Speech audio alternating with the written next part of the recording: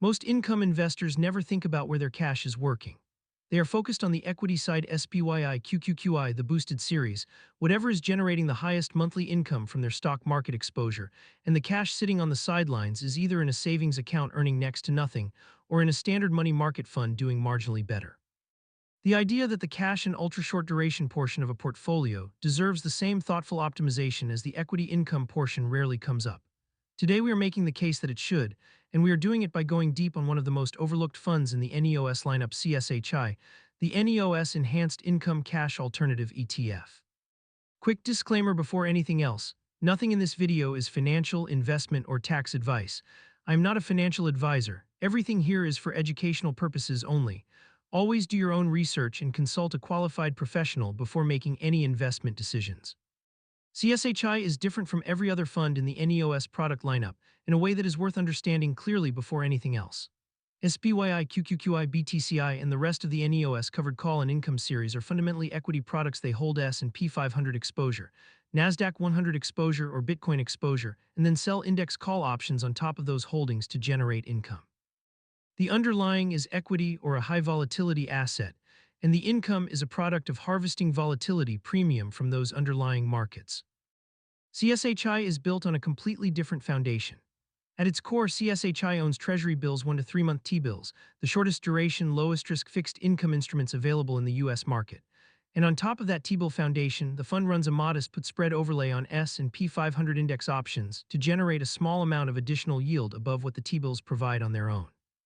The target enhancement from the options overlay is 1 to 1.5% per year above the underlying T-bill yield, not 10%, not 15%, 1 to 1.5 percentage points annually. And that modest, deliberate target is the entire design philosophy of the fund expressed in a single number. NEOS is not trying to maximize yield from this product. It is trying to safely enhance yield while preserving the essential character of what T-bills are supposed to provide: stability, capital preservation, and liquidity. To understand why selling put spreads rather than call options makes sense for a fund with a T-bill underlying, you need to think about the mechanics for a moment. A covered call strategy requires owning the underlying asset and selling calls against it. CSHI owns T-bills, not S&P 500 shares.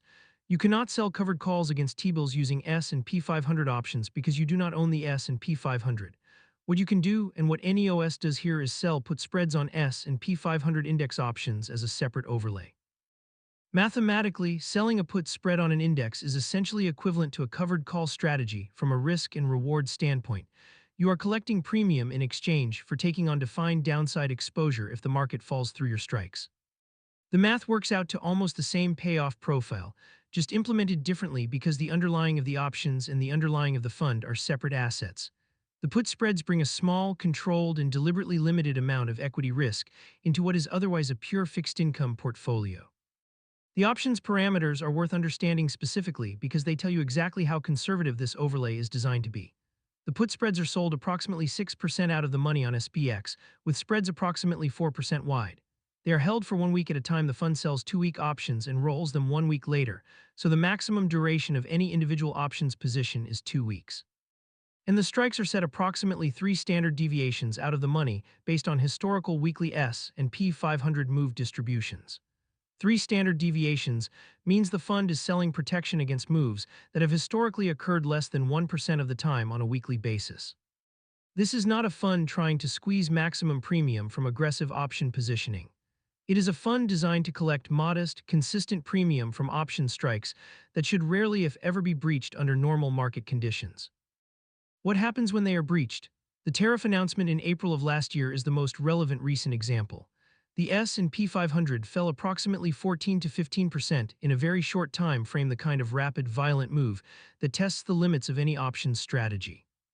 During that drawdown, CSHI declined approximately 1.5% relative to where T-bills would have been on their own. Not 14%, not 15%, 1.5%. And critically, the fund recovered back to its T-bill equivalent level within 1 to 2 weeks after the bottom, well before the S&P 500 had recovered its full drawdown. The reason for that rapid recovery is structural. Elevated volatility during a market sell-off means the put spreads that the fund sells in the aftermath of a decline are generating richer premium than they were before the sell-off. The same conditions that create the drawdown also accelerate the recovery because the fund is systematically selling options into a higher implied volatility environment and collecting more premium per trade. The fund earns its way back out of downturns faster precisely because volatile markets pay put sellers more. This recovery dynamic is one of the most important things to understand about CSHI that separates it from the surface-level perception of a T-bill fund with equity risk. Yes, there is equity risk. In a severe, rapid market sell-off, CSHI will temporarily underperform pure T-bills by a small amount. But the fund is designed to recover that underperformance quickly, and the premium income generated during the recovery period is what drives the long-term 1 to 1.5% annual outperformance over plain T-bills. The risk is real, bounded, and short-lived in normal market conditions. The benefit is smaller but consistent and accumulates over time.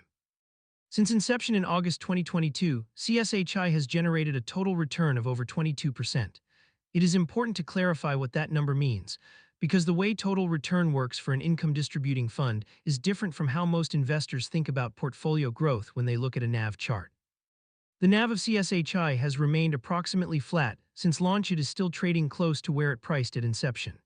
The 22% total return is almost entirely composed of distributions paid out to investors over the life of the fund.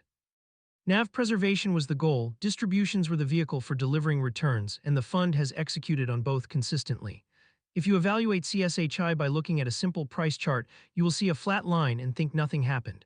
You have to include the distributions to see the actual return. This is the same evaluation mistake that trips up investors across the entire income ETF space, and it is worth repeating every single time. Price charts alone are meaningless for income-generating funds. Always use total return charts that include distributions.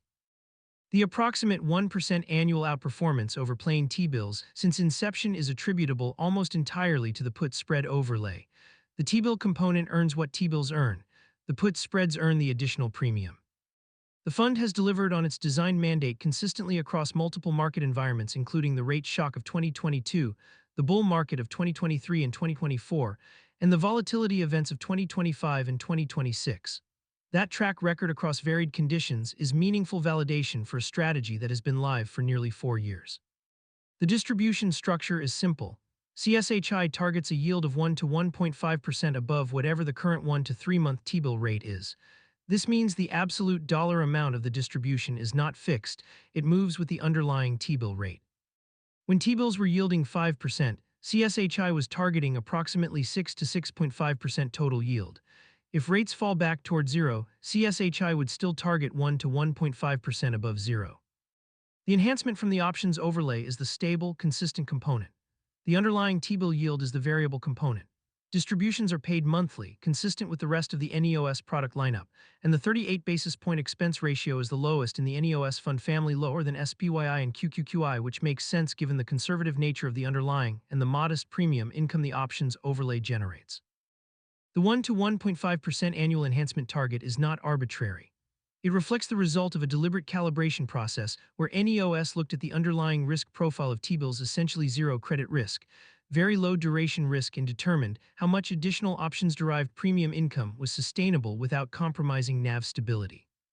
For comparison, the NEOS fixed income funds with slightly more risk in their underlying holdings BNDI, HYBI, and TLTI run put spreads slightly closer to the money, accepting modestly more risk in exchange for distributing 2 to 2.5% above their underlying yields. Each product in the fixed income lineup is calibrated to match the options risk to the risk character of the underlying. CSHI has the most conservative underlying, so it has the most conservative options overlay, so it has the most conservative enhancement target.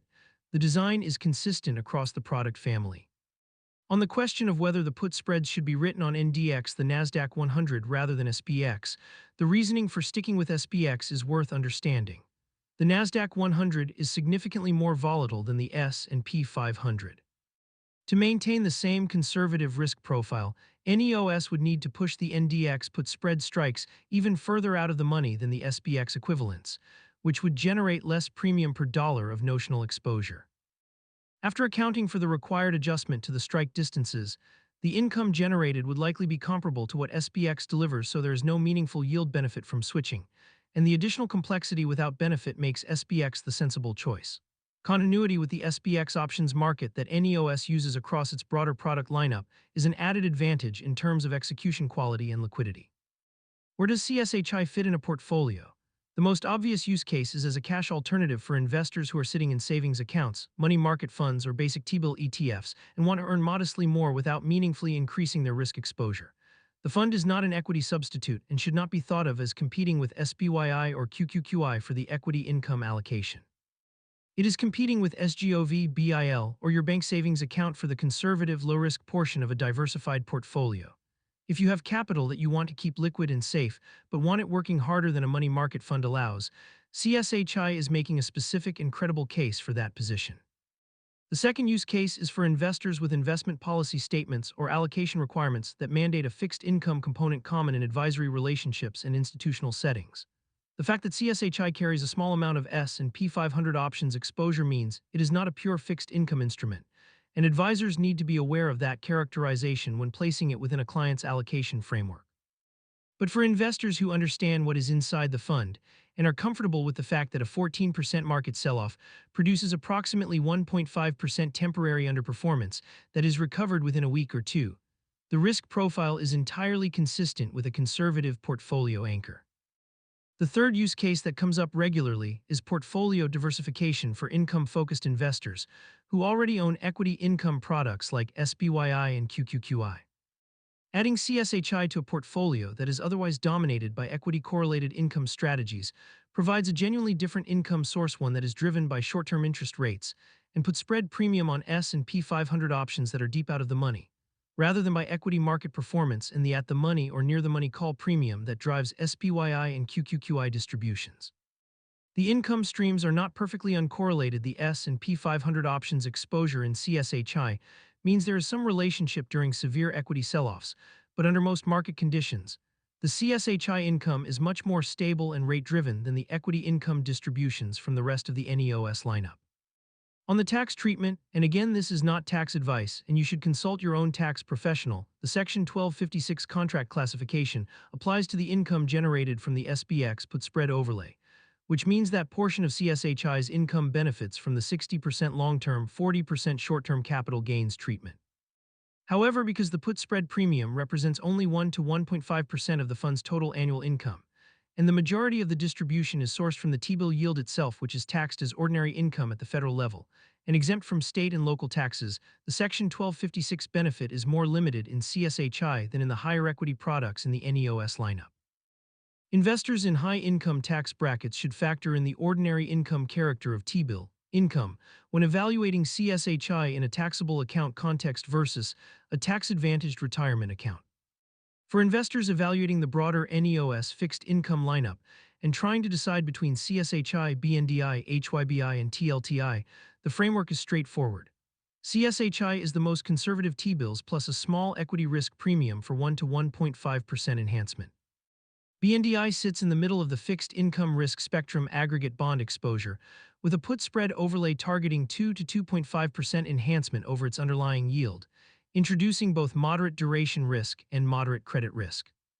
TLTI is on the aggressive end of the fixed income spectrum 20-plus year Treasury exposure, with the significant duration sensitivity that long bonds carry, suitable for investors who are comfortable with substantial price volatility in exchange for long-duration income.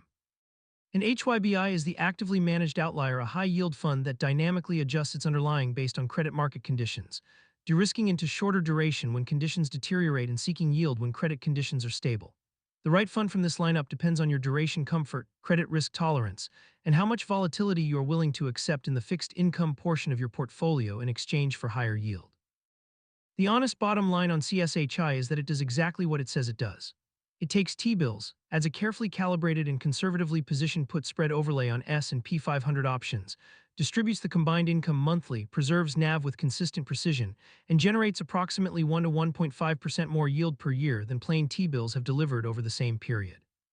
Since inception, it has produced over 22% in total return, recovered quickly from the most significant volatility events of the past 4 years, and maintained its designed risk profile throughout.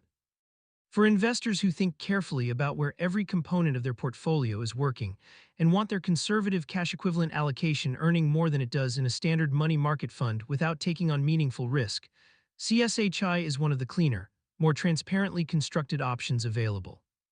At Dividend Desk, we cover every corner of the income investing landscape, not just the high-yield headline grabbers, but the building blocks that complete a thoughtfully constructed portfolio.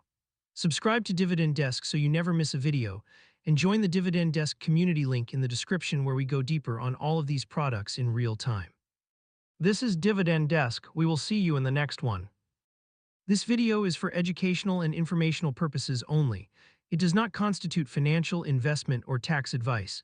Dividend Desk is not a financial advisor. Always do your own research and consult a qualified professional before making any investment decisions.